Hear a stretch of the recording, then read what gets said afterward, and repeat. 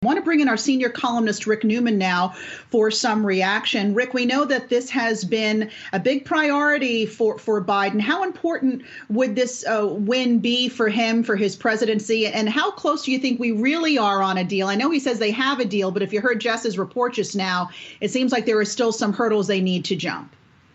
I'll believe it when I see it, Alexis. I remain skeptical. So there is a deal between Biden and 20 senators, but that doesn't mean this legislation is going to pass. And I think there are still plenty of potholes for this.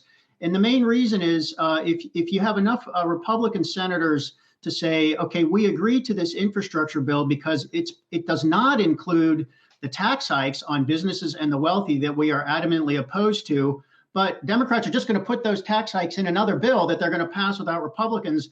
I think that will remain a source of resistance. And you also have Nancy Pelosi kind of raising the stakes like she did last year with the stimulus bill, where she would not take yes for an answer. She wants both of these things to go at the same time, which is almost just putting it right in Republicans' faces and saying, well, we got a Republican infrastructure bill with you, but we're still passing all the other stuff you won't give us through this other method. So I think there are a lot of barriers still to this actually becoming law.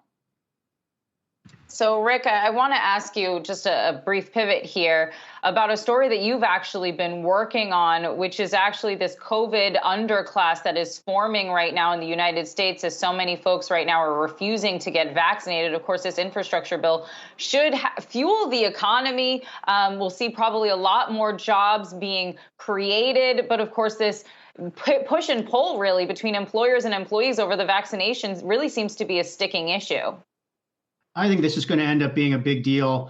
And I think workers who insist they should not have to get vaccinated to go back to their workplace, I think they're going to be on the losing end of this. We saw just recently a judge ruled in a case in Texas, about 150 hospital workers said they would not get vaccinated. A judge said, well, too bad. He called it a frivolous lawsuit they had filed.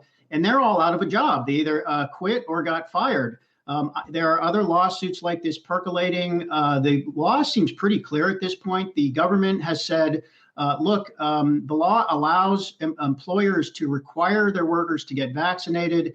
Judges have basically said the same thing. And if polls saying that portion of Americans who refuse to get vaccinated apply to the overall workforce, we're talking about more than 30 million workers who are not going to get vaccinated. So this could potentially blow up into something big. I think right now employers are mostly handling this with kid gloves. Most places are not fully back to the workplace.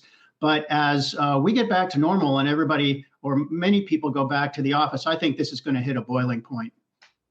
I think you're right. You're right, Rick.